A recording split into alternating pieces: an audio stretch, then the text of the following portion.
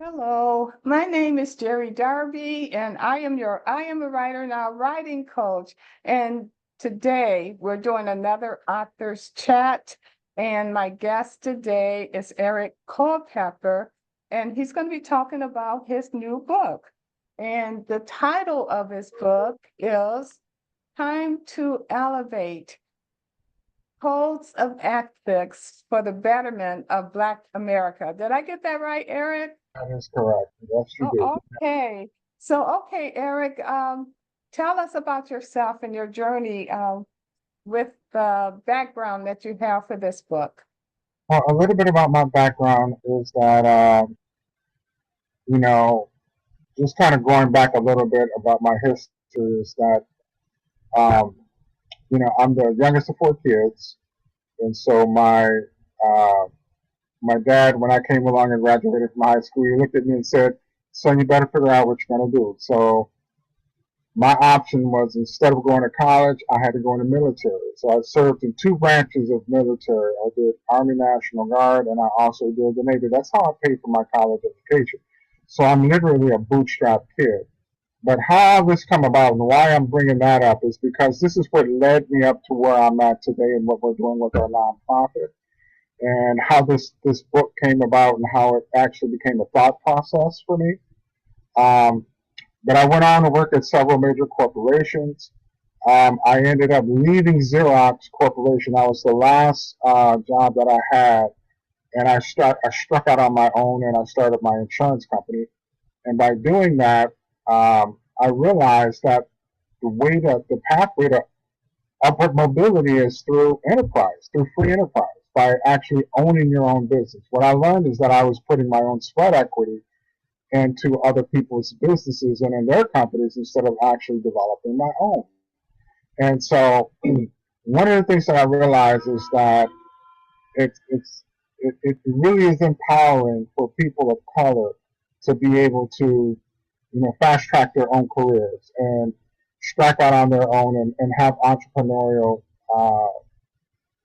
opportunities to be able to kind of segue into creating generational wealth. And so that kind of sums up my background a little bit.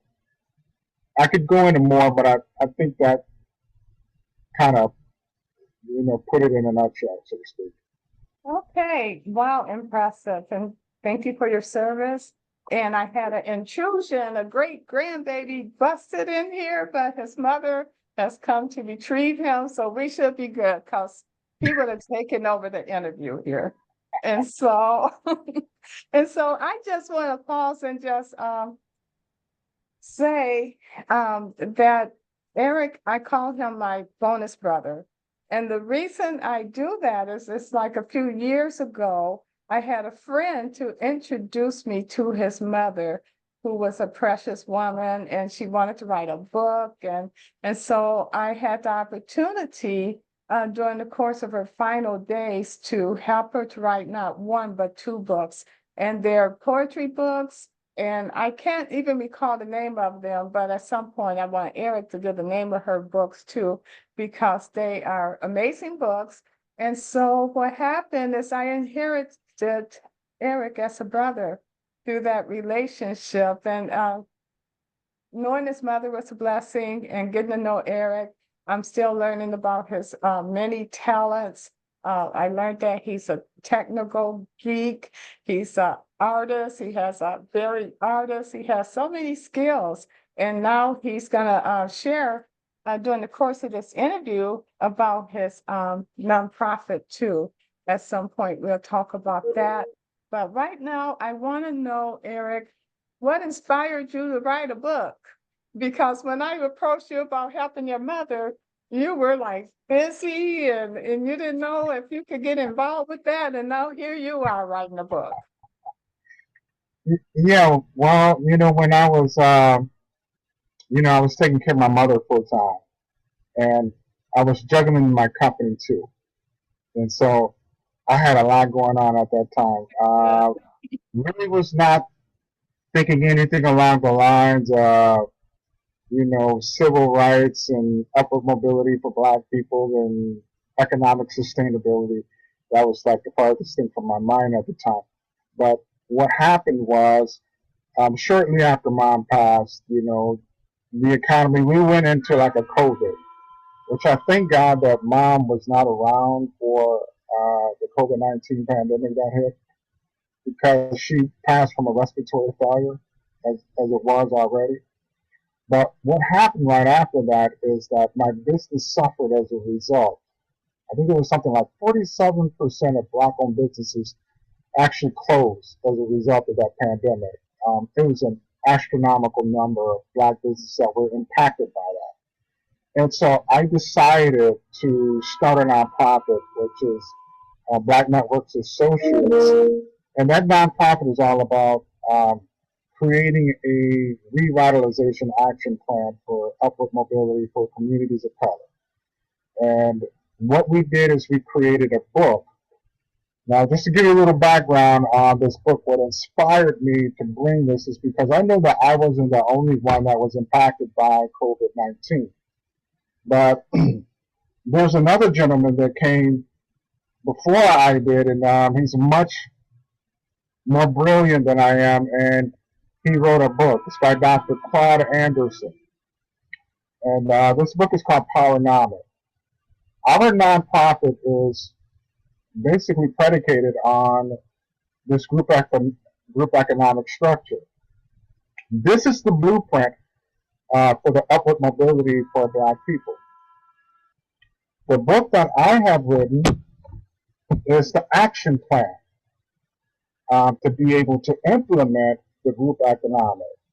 This gives us a structure, because what I found on my journey for creating my nonprofit is that there's some psychological ramifications that happen as a result of the transatlantic slave trade. We know that there's power in numbers. We look at everything in nature in terms of, wolves hunting packs and fish swim in schools, but we see that black people don't coalesce together. It's unnatural for us to even operate in that manner. And especially when you've had a traumatic disorder or a traumatic situation that have happened, it usually tightens bonds. But what we see in the black community is that it's destroyed.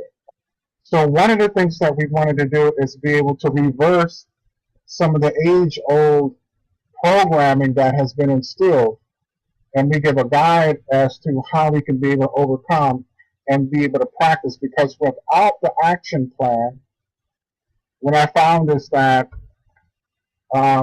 it's very difficult to be able to do group economics unless we can be able to make a mental transition by utilizing the codes of conduct for the betterment of Black America. So that was my inspiration, is to be able to create a roadmap and action plan for upward mobility. And that's it. I want to say, in reading your book, I feel like you did an excellent job and laying the groundwork for some strategies and principles in simple language that anyone can follow. And it was certainly very thought-provoking for me. So, thank you for writing that book and releasing it to our culture. So, And Jeri, I appreciate you for being my right hand and helping me with this endeavor. I don't think I could have made it possible without your help and your expertise and your guidance. And if you notice, the book, it's a comprehensive, but as you can see, it's not an exhaustive read. And we kind of did that on purpose so that anyone that's interested could be able to finish this book in a day or two. And it's got a lot of practical application that you can apply. This is designed to be able to take action, and we've made it simple guide that you could be able to follow. Anyone from high school level on up could be able to put some of these concepts and codes into practice. That's yes, and I think that you're going to accomplish that goal with your book. And the other thing I want to ask is, can you share some of the takeaways from your book? Yeah, we have. It is really feature rich. There's political sections in here. What we're doing is we're showing um, people of color in Black America how our government works with the legislation. We have to understand that we live in a land of laws, and things get passed by legislation, which actually can bring about economic sustainability. We're teaching our people how to be able to use collective bargaining in Congress, where we can be able to leverage our voices so that we can be able to um, uh, give our politicians that want the black vote something for us to be able to vote for. We also have business tools and practical applications to be able to follow. We have um, guides to be able to have at the end of the book. There's a section that talks about additional resources, and it is packed with solid information. So everything from finding additional funding for education, different programs that you can be able to get into for years ago they used to have bulk rehab in schools that would allow you to be able to do a skilled trade. There are programs, a lot of times black people don't know that those programs are out there. So there are a lot of great takeaways, but the one biggest one that I would say that you would take away from this book is the ability to be able to follow those codes. There are several, there's 25 codes that you could follow. And what these codes are doing, they're life transforming. So if anyone had the ability to apply these codes, it will manifest the change in their life. And that's what it's designed for. So And that's it. the thing that I gathered from reading your book is that you mentioned how sometimes we as Black people don't gravitate in the crisis, or that we're not united. We're so disconnected. And you shared ways, like simple interventions, that we can start to get connected on local community levels, to start with baby steps and stuff. Because like I share with you all the time, I'm an introvert, but you don't believe me, but I really am. But I was reading some of those local levels, and I have never really been involved in community things, like that. So it really challenged me that, maybe you can do some of this stuff. So I'm going to be taking a look at what baby steps I can make. So I want to know, can you tell us some about your nonprofit? Yeah, absolutely.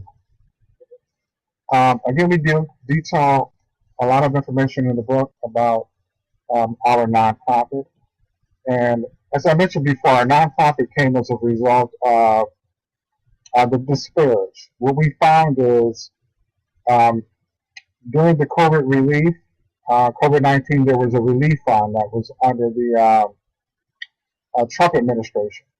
And then also under the Biden administration, there was additional funds that was doled out to be able to help communities that was disparaged. And what we found is that a lot of those companies didn't receive the funds that were promised. It either came too little or too late.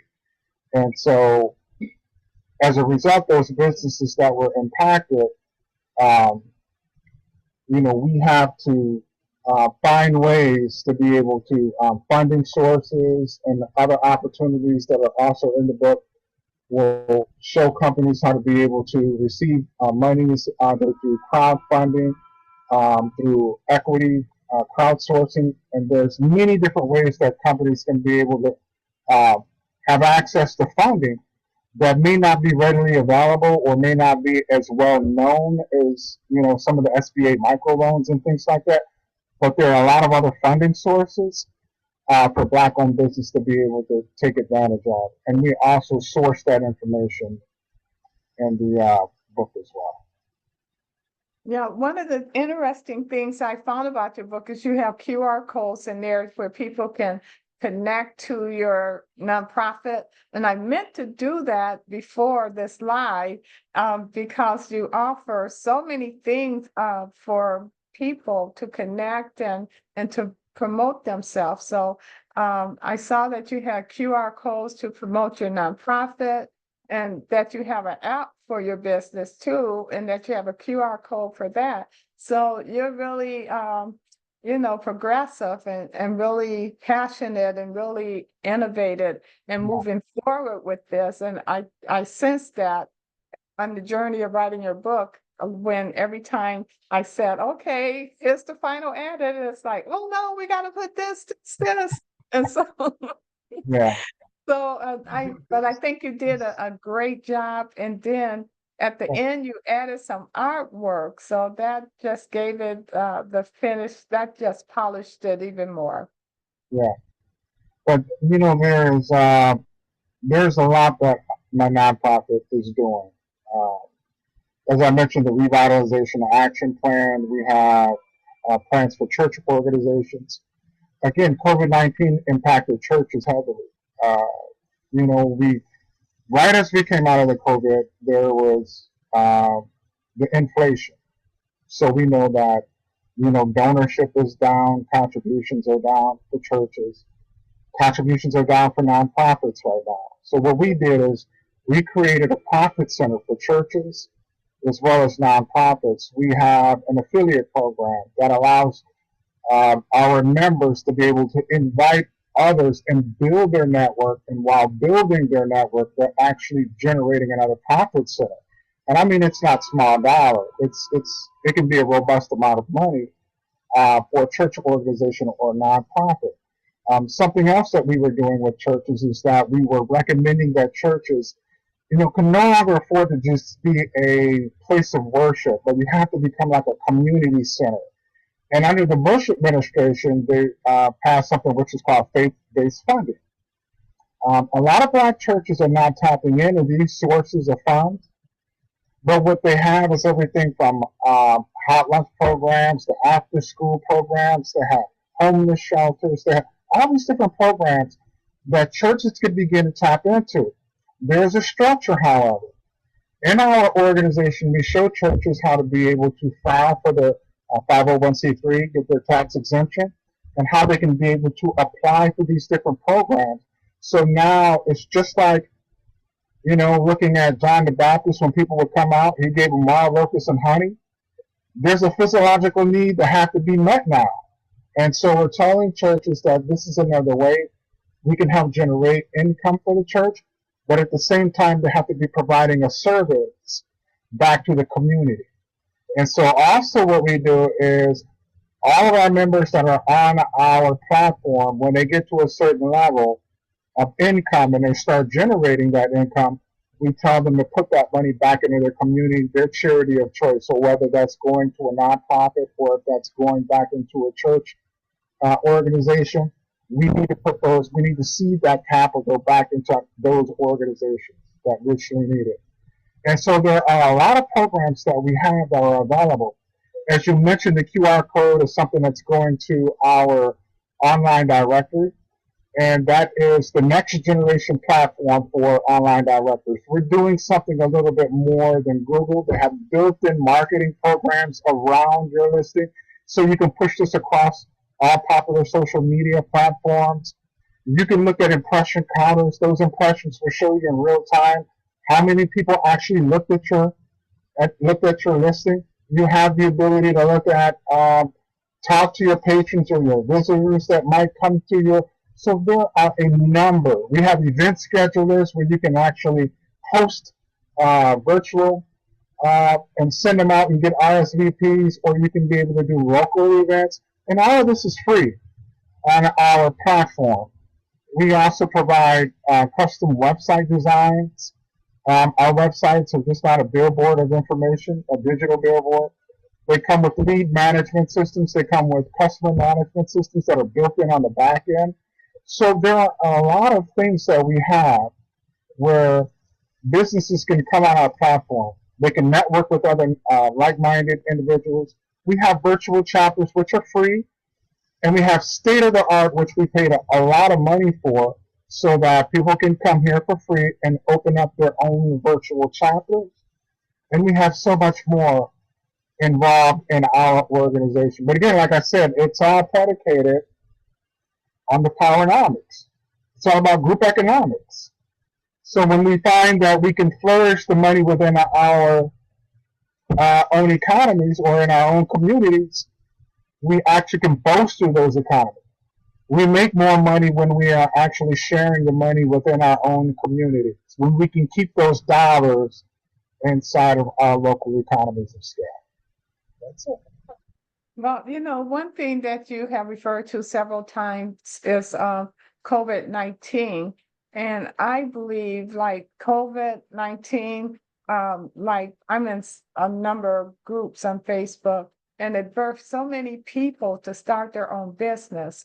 And so an organization like yours can help those people build the foundations that they need, because a lot of times, even like myself, I'm a writing coach, but we go into business, but we don't know what's all available. So I think it's great that you have all this information accessible and even for free. So I'm going to certainly take a look, and I'm hoping that others will also take a look at what you have to offer within the BNA network. So is there anything else that you would like to add? Yes, one of the things is I wanted to be able to leave you with this, is that when new business owners usually seek us out, uh, what we find is that a lot of times you just don't know what you don't know. Yeah, And that's so true. when we get, new businesses that are coming to us, and they feel that, well, I have to spend all this money in order to be able to make money. I'm like, that's not true. It's really a knowledge base that when you understand, we have marketing systems, we have analytics that show you. So once you can be able to understand how your visitors are interacting with your website, there's analytics, like Google gives you all this information so you can see when people are coming to your website, how they're engaging. You can parse that data, and then you can look at ways of being able to do SMS. You can move that information in other ways. And then what you're doing is sifting and sorting between who's interested and who's not. So we have something where you do like a law of attraction. We attract the people through our marketing system. We build an audience, and then we develop that interest within our audience. And we show our members how to do that through our marketing programs and our systems. And a lot of times you can do this on a shoestring. What we find is that a lot of small businesses, they will start out doing SEO. And what SEO stands for is search engine optimization. This is where you can go out to Google and you can purchase AdWords to be able to get a broader or extended reach to bring more people into your website or what have you. And a lot of times you can find that you can be upside down in those situations because it's really a click campaign. So it's like you run out of clicks, people can just click through and they don't have to convert at all. But what happens is you're spending all the money to be able to drive traffic to your website, but you're not getting any conversions or any customers out of that. And what we've shown is we flip that whole paradigm upside down, and we're showing business owners how they can drive massive traffic to their websites without the upfront cost, that extensive cost of doing SEO with our marketing system. And so there are a lot of things that are on our platform that could really drive and help catapult a brand new business out of the gate. We have new businesses that have came with us and they're experiencing, 30 and 40% revenue increase since coming on board with us. So that tells us that what we're doing works when it's put into practice. So that's it. So that's another big takeaway. Okay. And I guess the thing that caught my attention is like for someone that's not really technical like myself, you said that you have a way to show people and guide them through the process. Okay. I'm glad you brought that up because we have something which is called a learning management. There's two. There's two learning management systems that we have on our platform. And so there are a lot of organizations that charge money for their knowledge base, but we don't. We believe that education is the pathway to upward mobility. And we have coursework on financial literacy, marketing programs, So if you're just one of those nerds like I am that you just want to know this stuff, I mean, you can throw yourself in the deep end of the ocean and start learning economics, macro and microeconomics. We have all of that on our platform. And then subject matter that's maybe not pertaining to BNA, we have another external. It's called Coursera, and you can click on it. It will take you to their website, and you can actually take courses, online courses through major colleges for free.